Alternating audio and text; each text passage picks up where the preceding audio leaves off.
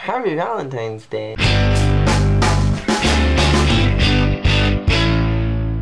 Hello Prometheans, happy Valentine's Day. This week I'm reviewing the episode Fruit of the Poisonous Tree. This is one of those really cool episodes to me that I was able to learn a lot about the characters, and I was able to learn a lot more about the story, and a lot more things were fleshed out and resolved for me as far as other little plot lines have been concerned. We found out that the magic mirror actually used to be the genie from Agrabah, which I thought was a really cool plot twist, and I'm getting chills just thinking about it because I thought it was so well structured and well organized.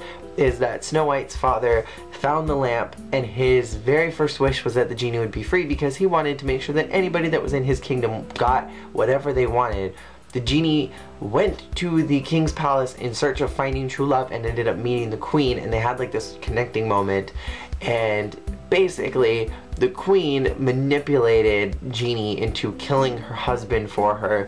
We're still unsure why she did this, but there was this really sad moment near the beginning that made me have like these sad feels for the queen. Is she was saying that the apple tree that she has in the queen's court is the thing that she has kept since she was a child, and it used to be in her childhood garden, and like her, it doesn't belong in the castle and it can never leave. And I had this moment where I almost had like that single manly tear where I was just like, oh, I feel so bad for the queen that she's trapped, almost like Princess Jasmine. And here's this genie, like tying the Aladdin story together. When the king finds the lamp, his first wish is to wish the genie free, and his second wish is that the genie would get his final wish. The genie says that he's not going to use that wish because he's granted 1,001 wishes and he's seen them all go wrong 1,001 times. So he holds on to his third wish.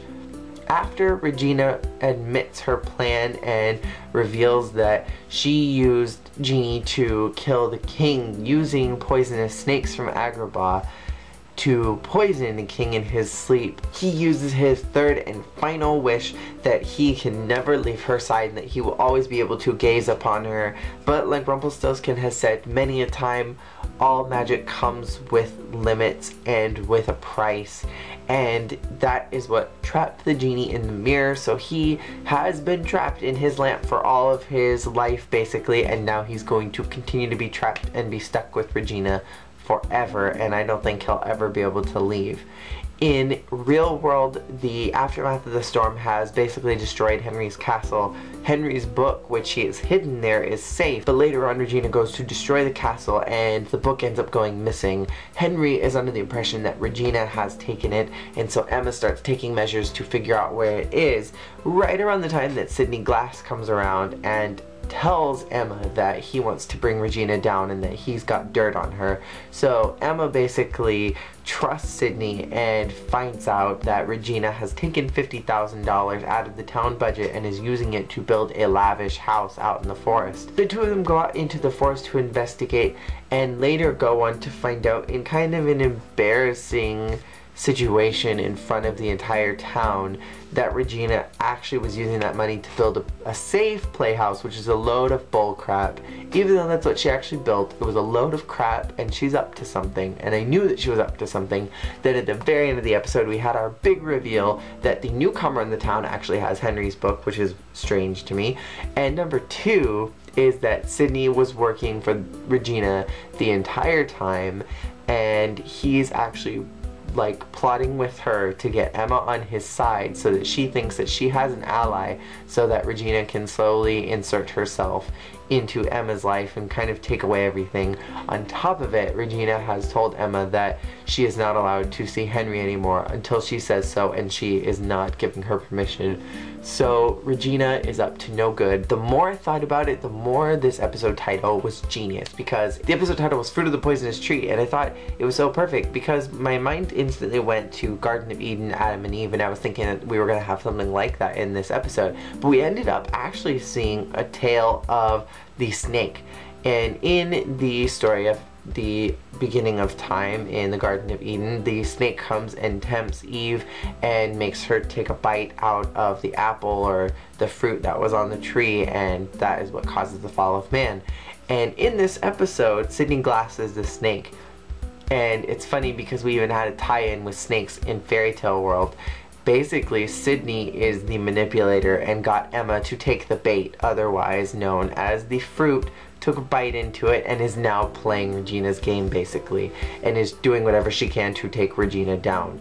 And she's kind of stooping down to the level that she promised Henry that she wouldn't do.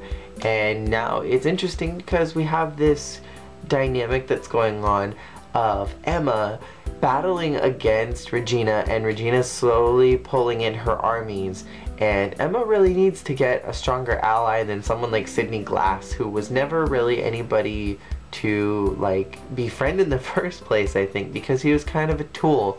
And I'm hoping that she can get Mr. Gold on her side, because Mr. Gold is a formidable ally, and I think he's someone to be trifled with, not Sydney Glass. And I'm looking forward to seeing future episodes, and I feel like the show is going in a place that I want it to be at, and so I'm happy about that. So that has been my review of this episode.